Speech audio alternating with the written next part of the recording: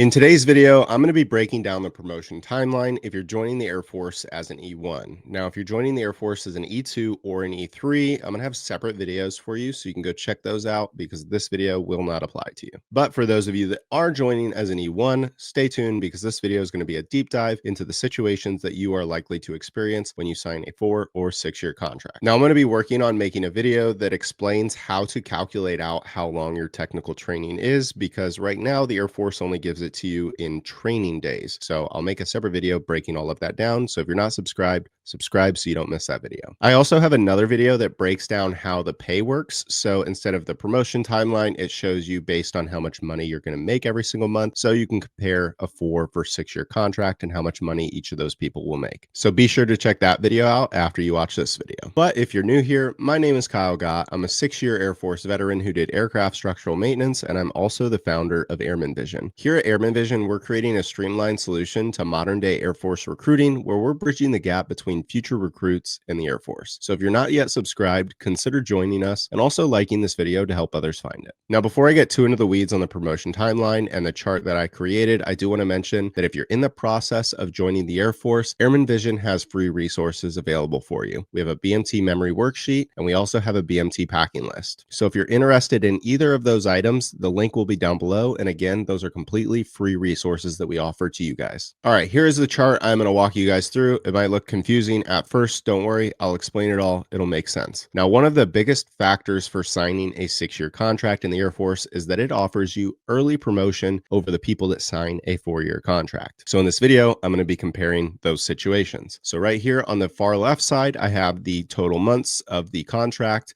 In this first column, I have somebody that signs a 4-year contract, and then the rest of the columns, I have somebody that have signed a 6-year contract. Above that, you're going to see the total months. These months represent how long technical training is. So basically, once you know the job that you have and how long your technical training is, you can see what your promotion timeline is going to look like. So for somebody that signs a 4-year contract, joining as an E1, they're going to come into the Air Force as an E1. The Air Force promotion from E1 to E2 takes 6 months. So at their 6-month mark, they will be promoted to E2. Then the Air Force requires that you be an E2 for 10 months before you can be promoted to the rank of E3. So this would put somebody at their 16-month mark. Now in the Air Force, when you get promoted from E3 to E4, they require that you have 28 months time and grade. So that means 28 months as an E3 or 20 months time and grade. So 20 months as an E3 with 36 months time in service, essentially at your 3-year mark. So for the person that signed a 4-year contract, since they got promoted to E3 at their 16-month mark, at their 36-month mark, they're going to have 20 months time and grade. So they would be promoted to E4 at their 36-month mark. And then for this person that signed a 4-year contract, they would remain an E4 throughout the rest of their contract, where then they could choose to re-enlist or get out. So now we're going to move on to those that sign a 6-year contract. And in this, I tried to make it as easy as possible. And I showed the green is where you are going to have a earlier promotion than somebody that signed a 4-year contract. So green is just an easy way to see when you're going to be a different rank than the person that signed a 4-year contract. So for somebody that signs a 6-year contract and they have a 2-month-long technical training, this is very rare. Almost nobody is going to experience this, but it is possible. That's why it's on here. They're going to have 2 months of basic training, then 2 months of technical training, where they will then be promoted to E3 upon completion of their technical training. That would be at their 4-month mark. And then at the 16th month mark, they will then be E3 together all the way up until the 30-month mark, where the person that signed a 6-year contract would get promoted to E4. They would be promoted a total of 6 months earlier than the 4-year enlistee. Now, I do want to go ahead and mention that there is something called below the zone, or BTZ. And what this is a 6-month early promotion to the rank of E4. Now, in the Air Force, only 8 to 15% of airmen that are eligible to get BTZ get promoted through BTZ. I'm going to have a separate video that breaks down BTZ as a whole because it itself is such a complicated subject. And also it affects when you test for the rank of E5, which is a whole nother thing as well. So I will deep dive into that in another video. So for this scenario, for a majority of people, you're going to experience this, where if you do sign a 6-year contract and you get promoted to E4 at your 30-month mark, you will remain an E4 all the way through the rest of this contract to the 4-year mark. However, if you signed a 6-year contract, you will still have 2 more years beyond the 4-year mark. And then because the 4-year enlistee was allowed to re-enlist if they chose to, I didn't go beyond this because because it would be the same rank across the board anyways. Now, earlier I had mentioned that for somebody that signed a 4-year contract, it required 20 months time in grade with 36 months time in service or 28 months time in grade. So for the person that signed a 6-year contract and had 2 months long technical training, you would add 28 months to their 4-month promotion mark for E3. That would actually come out to their 32-month mark. Well, why is it at the 30-month mark? Well, when you sign a 6-year contract, one of the stipulations to that early promotion to E3, it actually states that your E3 effective date will actually be your completion of basic training, not technical training. Even though you will not put on that rank until the completion of technical training, your date of rank actually started the day you completed basic training. No, this is kind of confusing, but essentially basic training is 2 months long. So this is your starting day. This is after 1 month. This is after 2 months. This is technically when your date of rank started for E3, even though you didn't put it on for another 2 months after technical training. So across the board, actually, if you sign a 6-year contract at your 2-month mark is when your effective date of rank is for getting promoted to E3. Now, this doesn't mean that they're going to back pay you. You don't get paid for being in E3 during those 2 months while you're in technical training. I know it's kind of confusing, but it is what it is. Your date of rank just gets backdated to that. You don't get back pay. You don't get any other incentives. It's just your date of rank is effective the completion of basic training. So you'll add 28 months to 2 months, which gives you 30 months, which is your 2.5-year mark. And it applies for everybody across the board, no matter how long their technical training is, because your technical training could be 5 months or it could be 2 months. But the contract states that by signing a 6-year contract, upon completion and putting on E3, your date of rank will be logged as the day you completed basic training. So as you could imagine, when you go from 2 months long technical training to 3 months, you're just getting promoted a month longer. So instead of getting promoted to E3 at your 4-month mark, it'd be at your 5-month mark. If you have a 4-month long technical training, it extends out another month. Now you get into this funny situation where if your technical training is 5 months or longer, you're going to be promoted back to back. The reason why is when you join as an E1, you'll be an E1 for 6 months before you get promoted to E2. So at your 6-month mark, you will be promoted to E2. Well, if your technical training was 5 months long, you're going to have 2 months of basic training. You're going to have 5 months of technical training. And upon completion, you'll get promoted to E3. So your last month in technical training, you would get promoted to E2. And then when you complete technical training, you'll get promoted to E3. Now, this isn't that big of a deal anymore because your rank is just going to be a little Velcro patch that you can peel off and put a new one on. However, back when I was in, we had ABUs where we actually had our rank sewed onto the side of the uniform. So what this meant is that when you got promoted to E2, you had to have uniforms have E2 sewn onto the side of them. And then you had to have uniforms with E3 sewn onto the side of them because you were getting promoted back to back, which is very annoying. And now it's a lot easier because the OCPs that you guys have is just the Velcro ranks. So yeah, it would have saved a lot of headaches back in the day when you go from 5 months and up, 10 months and more for technical training length, it doesn't affect when you promote to E3. And this is because the Air Force in the 6-year contract states that you'll get promoted at the completion of technical training or after 20 months of technical training, whichever comes first. Now, for 5 months of technical training to 10 months or even longer, the promotion is the exact same to E3. And the reason is because the 6-year contract states that you'll get promoted to E3 upon completion of technical training or after 20 weeks of technical training, whichever comes first. Well, 20 weeks results in about 5 months. So at 5 months, no matter how much longer your technical training is than that, you're still going to get promoted to E3 at your 7-month mark. And then again, your date of rank for E3 will be retroactively set to the date that you graduated basic training, which will result in you also getting promoted to E4 at your 30-month mark. Now, at the bottom, I have the total amount of months that you will outrank yourself had you signed a 4-year contract if you signed the 6-year contract. So for somebody that could have signed a 4-year contract but chose to sign a 6-year contract and their technical training was 2 months long, they are going to outrank what they would have been by 18 months out of the 48 months. This comes out to 38% of the contract you're going to outrank what you would have been. And then that slowly decreases. If your technical training is 3 months, that's 35%, 4 months, 33%, and then 5 months or beyond is just 31% of the contract. So overall, you're looking about a third of the contract contract, you are going to outrank what you would have been had you signed a 4-year contract. So at the end of the day, signing a 6-year or a 4-year contract, what really matters is where you want to end up.